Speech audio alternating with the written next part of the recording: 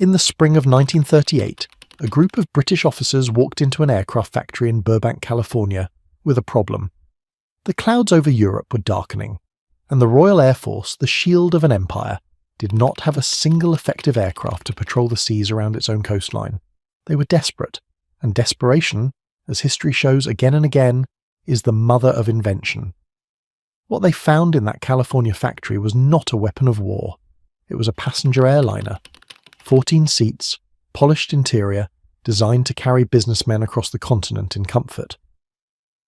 The Lockheed Model 14 Super Electra was a sleek twin-engine commercial aircraft that had ferried diplomats and executives at over 250 miles per hour. It had, in fact, carried Prime Minister Neville Chamberlain himself to his fateful meeting in Munich just months earlier. History would remember that visit for the wrong reasons. But the aircraft itself was about to earn a very different kind of legacy. Because the British officers did not see a passenger airliner, they saw a skeleton, a structure, a foundation they could bolt guns onto, stuffed full of depth charges, and hurl out over the cold grey Atlantic. And the engineers at Lockheed, led by a young genius named Clarence Kelly Johnson, had already been thinking along exactly those lines. Lockheed worked at a pace that defied reason. Within 24 hours of meeting with the British Purchasing Commission, Johnson's team had produced a full wooden mock-up of a militarised version of the Model 14, complete with a dorsal turret, a bomb bay in the belly, and nose-mounted guns. Arthur Harris, who would later command Bomber Command, was in the room. He looked at the mock-up, looked at the engineers, and said that anyone who could produce a result like that in 24 hours would indeed make good on all their promises. On the 23rd of June, 1938, Britain signed a contract for 250 aircraft. It was the largest international aircraft sale in American history up to that point. The aircraft was named the Hudson.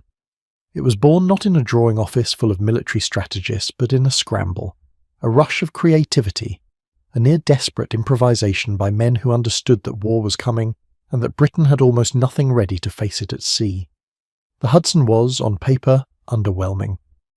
Critics in the Air Ministry called it underpowered. Senior officers dismissed it as a stopgap, insisting it would be replaced within a year by something purpose-built. They were wrong on every count. The Hudson would outlast its critics, outnumber its successors, and outperform everything they expected of it. And it would do so not by being perfect, but by being there, every single time it was needed. To understand why Britain was so vulnerable in 1938, you have to understand what Coastal Command actually was. Founded in 1936, it was supposed to be the maritime arm of the Royal Air Force, protecting Britain's coastlines and shipping lanes. But for years it had been starved of resources, overlooked by an air ministry obsessed with bombers and fighters. While Fighter Command received Spitfires and Hurricanes, Coastal Command was flying the Avro Anson, a gentle, slow, twin-engine monoplane that had been adequate in 1936, but by 1939 was simply outclassed. Its range was pitiful, its bomb load was insufficient, it could barely threaten a surface submarine. Coastal Command was, and this phrase was used repeatedly in Whitehall, the Cinderella service. The Hudson arrived like a changing of the guard, when the first machines reached No. 224 Squadron at RAF Luchars in May of 1939. The pilots who had been flying Ansons could barely believe the difference. The Hudson was nearly 60 miles per hour faster. It could carry 4 times the bomb load. Its range stretched to nearly 2,000 miles, more than double the Anson's. It was a genuine aircraft. It had weight, speed, authority. The men who flew it felt, perhaps for the first time since joining Coastal Command, that they were not completely outclassed by the enemy they were being sent to face. There was one problem. The Hudson was, compared to the docile Anson, a hot ship, sensitive on the runway, with a vicious tendency to swing on takeoff if the pilot was not precise on the rudder pedals. More than a few men were killed in conversion training. The aircraft demanded respect. It did not forgive the inattentive, but the men who mastered it, and most of them did, found that same precision rewarded them in the air. The Hudson flew straight and true, absorbed punishment, and brought them home. To Yusuf, it would not take long to prove just how far this converted airliner could reach. War was declared on the 3rd of September 1939. 4 days later, a Hudson of No. 224 Squadron was already airborne on patrol. That particular patrol ended inconclusively with a brief exchange with a German Dornier flying boat. But the message had been sent. Coastal Command was watching, and it would not wait long for its first kill. On the 8th of October, 1939, over the waters off Jutland, a Hudson of No. 224 Squadron found a Dornier Do-18 flying boat on reconnaissance. The engagement was sharp and decisive. The Hudson pressed the attack, drove the German aircraft down to the wavetops and forced it to crash land on the sea. The Dornier's crew were rescued, but their aircraft was destroyed. It was the first aerial victory by any Allied aircraft operating from the British Isles in the entire war. Not a Spitfire, not a Hurricane. A converted California Airliner had opened Britain's account. 2 weeks later, 2 Hudsons of No. 220 Squadron encountered another Dornier and drove it down into the waves. These were not great battles. They were individual engagements, flashes of violence in a vast grey sky above a colder grey sea. But they told the pilots of Coastal Command that the aircraft they were flying was capable, that it could fight, that when they found the enemy, they were not helpless. Then, in February of 1940, came a mission that would capture the imagination of the entire country. The German supply tanker Altmark had been at sea for months. She was a sinister vessel with a sinister cargo. The pocket battleship Admiral Graf Spee had, before her famous end at the mouth of the River Plate, sent a number of British merchant ships to the bottom. The crews of those ships, and nearly 300 men, had been transferred to the Altmark, which was now attempting to run them back to Germany. 300 British sailors locked in the dark holds of a German tanker, sailing under a Norwegian flag through neutral Norwegian waters. If the Altmark reached port, those men would disappear into prisoner-of-war camps for years. Britain had to find her first. The search fell to the Hudsons. On the morning of the 15th of February 1940, aircraft of No. 220 Squadron began a methodical sweep of the Norwegian coastline. The Altmark had changed her appearance, altered her silhouette, tried everything a desperate captain could try to avoid detection. But the Hudson crews flew low and slow over every fjord and inlet, scanning the water beneath them with trained eyes. It was a Hudson crew that spotted the Altmark, tucked into the narrow cleft of Jossing Fjord on the Norwegian coast, trying to shelter in neutral waters. The radio crackled. The position was transmitted. The Royal Navy was coming. That night, the destroyer HMS Cossack pushed into the fjord past protesting Norwegian gunboats. Her boarding party crossed to the German vessel in the darkness. Below decks, in the Altmark's locked holds, 300 British sailors heard boots overhead, heard British accents, heard words that would remain some of the most celebrated spoken during the entire war. The Navy is here. The prisoners came up from the darkness and into the winter night air free, and none of it would have happened without a Hudson crew and their cold, meticulous vigilance over a Norwegian fjord. That same spring, the war came to Norway in force. Germany invaded in April of 1940, and Coastal Command's Hudson squadrons flew anti-shipping strikes along the Norwegian coast, hunted German warships in narrow fjords, and attacked port facilities at night. These were not safe missions. The Hudsons flew against heavy anti-aircraft fire and fighter opposition, over terrain that gave the enemy every advantage.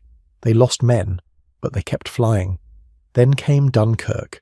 By the end of May 1940, over 300,000 Allied soldiers were trapped on the beaches of northern France, with the German army closing in from every direction.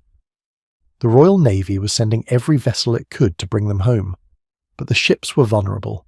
German torpedo boats, the fast, deadly E-boats, prowled the channel approaches, hunting the slow, overloaded rescue vessels.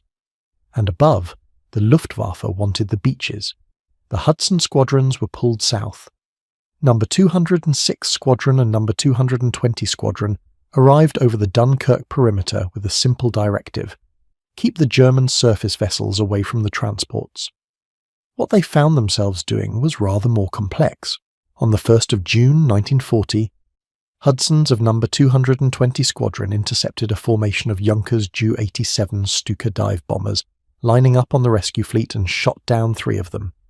2 days later, Hudsons of No. 206 Squadron encountered Messerschmitt Bf-109s attacking a patrol of Blackburn Skua naval aircraft and shot down 3 of the German fighters. A converted passenger airliner was chasing away the most feared fighter in the Luftwaffe. During those days, one Hudson crew performed a rescue that stood apart even from the extraordinary events around it. On the 19th of June, with France collapsing, a Hudson of No. 206 Squadron flew into Bordeaux and extracted General Sikorsky, the commander of all Polish forces fighting in exile, along with his staff. From a country hours away from German occupation, the Hudson had ceased being an aircraft. In that moment, it was a lifeline. But these battles above the surface were not the Hudson's true calling. The war beneath the waves was what would define the aircraft's place in history, and the men who flew those grey North Atlantic patrols knew it. In the autumn of 1940, Hudsons began receiving new equipment that transformed everything. The air-to-surface vessel radar, known as ASV, allowed a crew to detect a submerged or surfacing submarine even at night or through cloud. For the first time, the men of Coastal Command could search in darkness, in fog, in conditions that had previously made submarine hunting dependent almost entirely on a lucky sighting. The Hudson and the radar were made for each other, and still, the Germans had an enormous advantage. The Atlantic was vast. The U-boats hunted in wolf packs, coordinating attacks through the Enigma cipher, which the British were only beginning to crack at Bletchley Park. Merchant ships were going down in scores. In the worst months, Britain was losing tonnage faster than it could be replaced. The battle was not just for dominance, it was for survival. The Hudson crews understood this. They flew patrols that lasted 8, 9, 10 hours, hour after hour over the same grey water, watching for the thin white line of a wake, the dark oval of a submarine shadow just below the surface, the glint of a periscope. Most patrols found nothing. Weeks, sometimes months, would pass without a sighting. The tedium was its own kind of hardship, a grinding, numbing exhaustion that tested endurance. But when a contact came, everything changed in an instant. No. 269 Squadron had been operating from Iceland since March of 1941, pushing north and west to try to close the air gap, the terrifying stretch of ocean in the mid-Atlantic that lay beyond the reach of land-based aircraft. It was in this remote theatre, on the 27th of August 1941, that one of the most extraordinary events in the entire history of maritime warfare took place. That morning, a Hudson of 269 Squadron was already in the air on patrol when Sergeant Mitchell spotted a shape beneath the surface. He activated his depth charges and flew in to attack. The bomb racks jammed. Not one depth charge fell. Furious, Mitchell radioed the position to the rest of the squadron and kept circling the area, till watching, waiting, making sure the submarine could not slip away. Below him, in that submarine, conditions were deteriorating. The vessel was the U-570, on her first operational war patrol, commanded by a captain and crewed by men who were inexperienced and severely seasick in the heaving North Atlantic swell.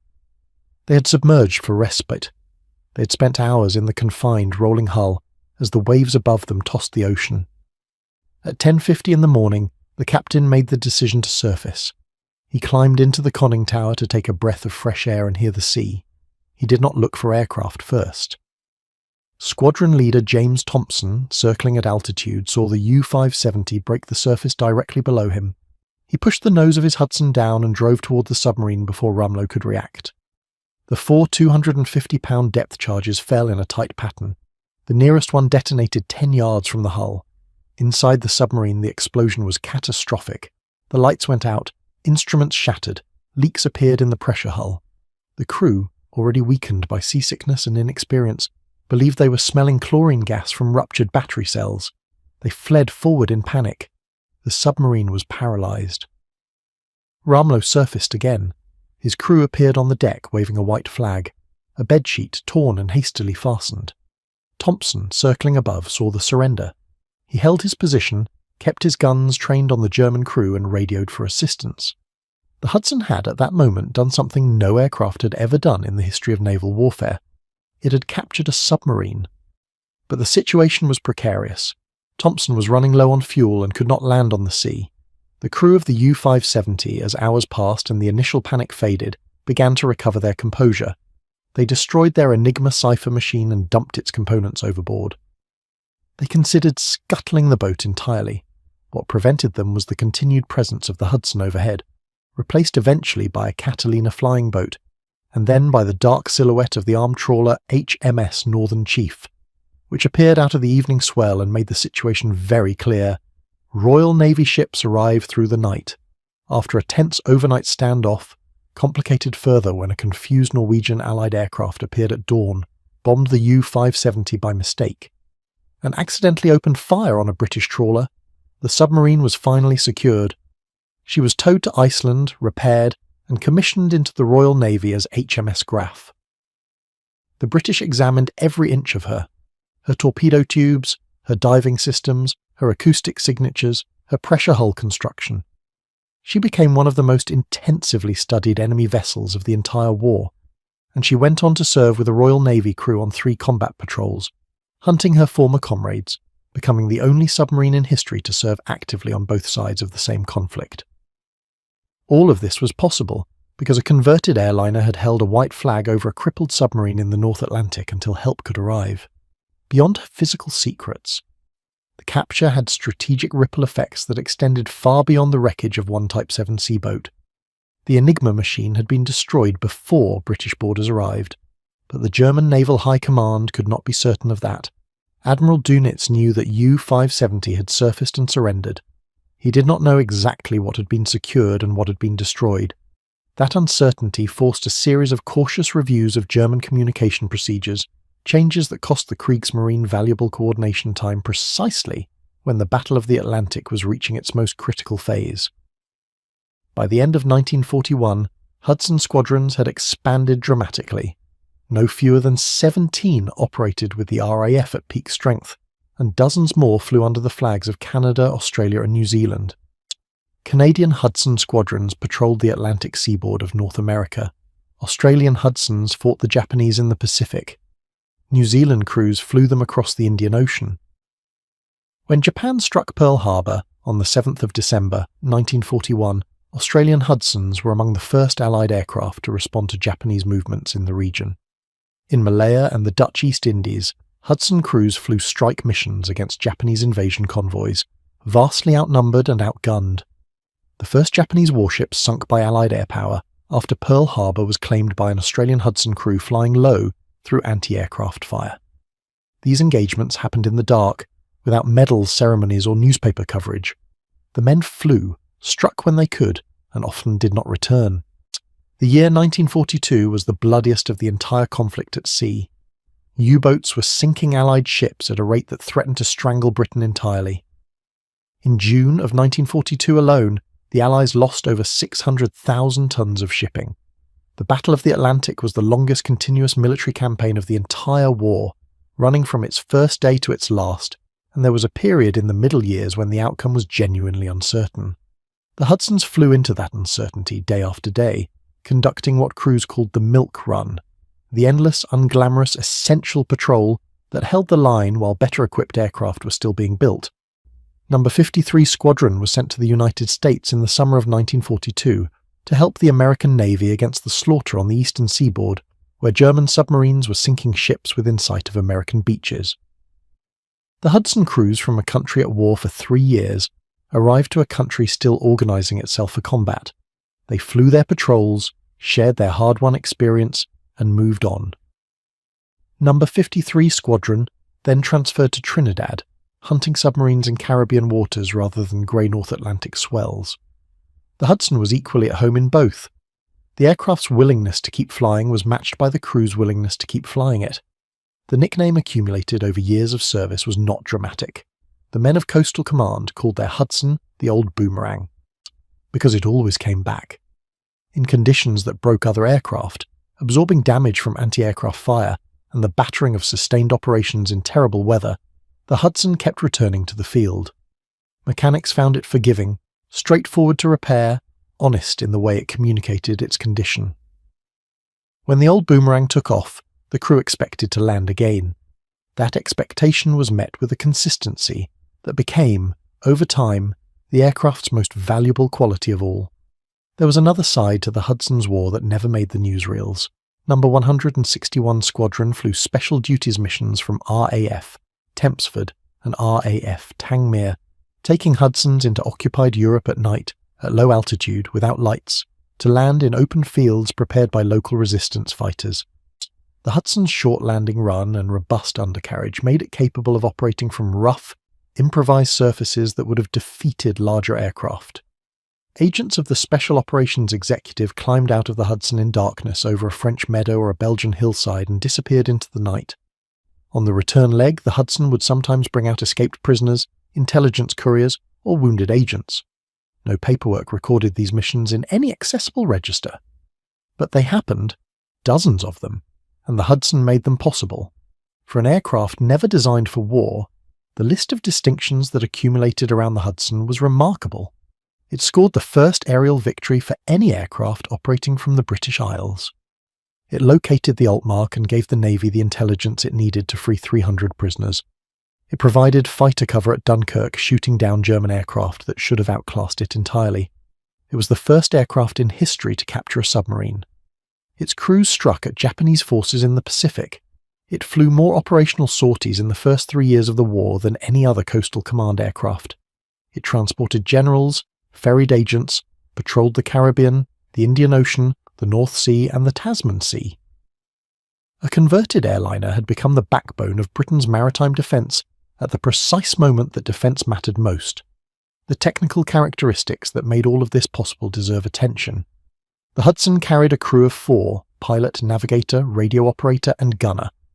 Powered initially by Wright Cyclone 9-cylinder radials producing 1,100 horsepower each, later upgraded to Pratt & Whitney twin Wasp engines at 1,200 horsepower per side, it could carry a bomb load of 1,400 pounds internally, with additional hardpoints under the wings for depth charges.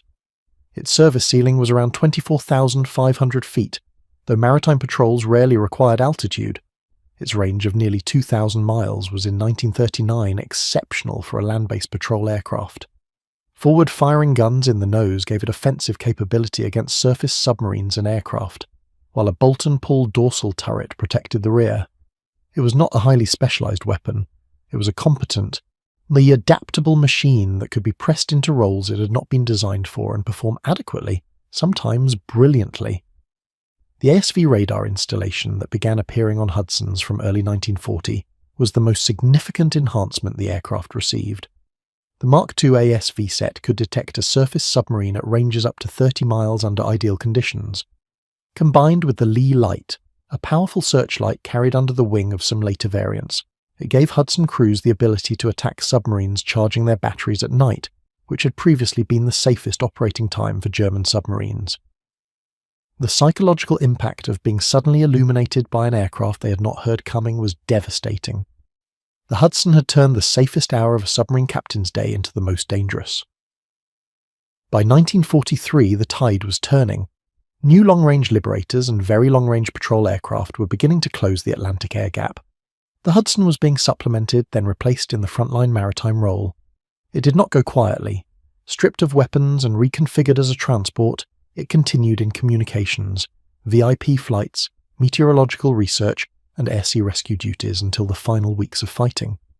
In total, 2,941 Hudsons were built at Burbank between 1938 and 1943.